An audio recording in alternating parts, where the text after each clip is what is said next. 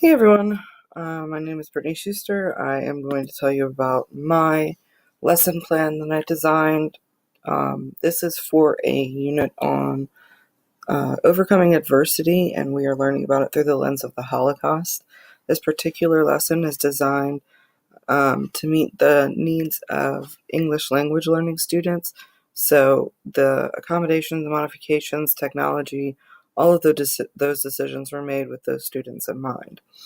So these are the content standards that I'm using. They are Gwinnett County AKS for 9th grade language arts. And these are the NETS standards that are met within this project. Okay, the overview of this lesson. Basically what students are going to do is they are going to discuss and collaborate and create. They are going to first use Quizlet to create a study deck of vocabulary terms. Okay, if you would like to see that list, you can click here.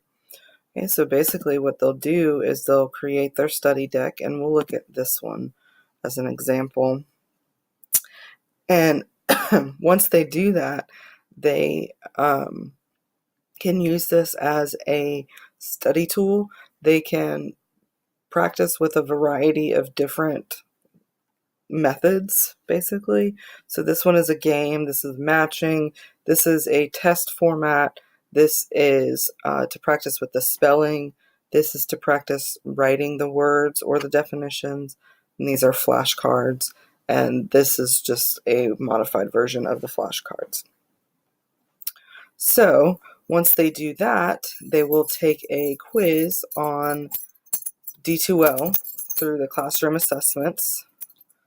Okay, and then if they score an 80 or above on the quiz, they will go on to the next part of the lesson, which is for them to read this article, the Universal Declaration of Human Rights, through Newsela.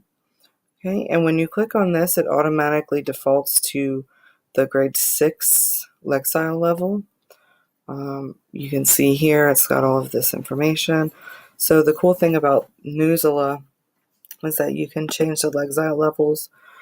You can make it from maximum. This would be, very high level. And then you can bring it all the way down to this level. This is great for English language learners because it allows students to learn the context and the content, but not necessarily use super advanced language. Okay? Once they've done that, they will find an article of their own that relates to the similar content. So, violation of human rights. So, they will use any news, article, media, website to find that information.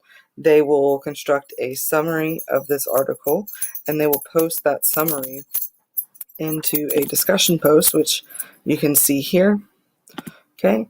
Once they've done that, they will construct a blog post using EduBlogs where they will reflect on one of the human rights that stood out to them. So one of the human rights listed here.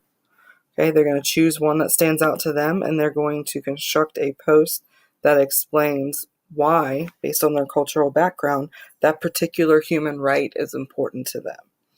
Okay, the essential question, singular, is how do our cultural beliefs and experiences shape how we value human rights? Okay, and then these are some of the guiding questions. My students are actually really good with discussions and Socratic seminars and things like that. So I spent a lot of time at the beginning of the year establishing the expectations and protocols and all of that for these kinds of activities. So that is very essential if you are wanting to use this activity or any activity like it, is that you take the time to establish those expectations and make sure that students know exactly what that means and what the consequences of them not meeting those expectations and following those protocols might be. So the assessment, they will complete the formative assessment about the vocabulary. They will be evaluated using this rubric, which you can look at clicking here. They will generate new knowledge because part of their assignment for the discussion post is to find one classmate, or excuse me, I think it's at least two classmates, to read their article and respond using the same format that we use for this class, the ABC format. Okay, the differentiation will come with students when they are figuring out, or excuse me, once they have taken the formative assessment. That will determine whether or not they go back to practice with the different Quizlet modes, or if they go on to the assignment where they are reading the Universal Declaration of Human Rights. Okay, this is pretty self-paced. Students will have about 2 to 3 days to finish this in class.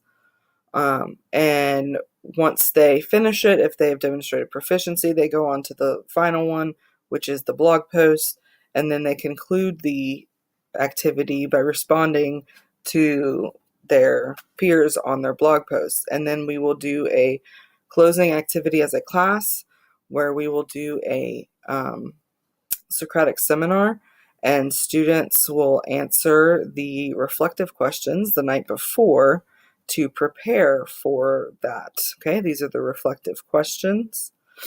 So once I completed this lesson with students, I did find that students really enjoyed it. They were very enthusiastic with their conversations. Their blog posts were well constructed. They had a lot of really great feedback. The vocabulary quiz grades were 85% and above. I believe the overall average for all of my students was like an 83-ish.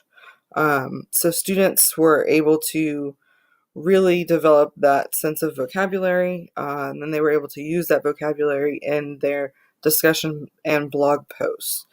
I've got some feedback from some parents who said that they really enjoyed the assignment because they were able to engage in those reflective questions with their students, because I sent those questions home to parents and encouraged them to have that conversation with their students as part of their preparation for the Socratic seminar.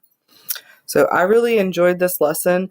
The one thing that I would change is next time I will give students a list of articles that they can choose from to complete their human rights violation current events. Because what happened was there was a lot of similar articles, like the same story from different websites, which is great because it gives you different perspectives, but it kind of caused it caused limitations for students to generate new knowledge about current events and violation of human rights. So to make sure that they have a broader exposure to that next time, I will give them a list of articles to choose from. And then I've got my references down here. So I hope that you guys understand everything. I think the lesson went really well. I really enjoyed it. If you are interested in implementing this lesson and you would like for me to review it with you, I'd be more than happy to do so. Just let me know. Thanks for watching, guys.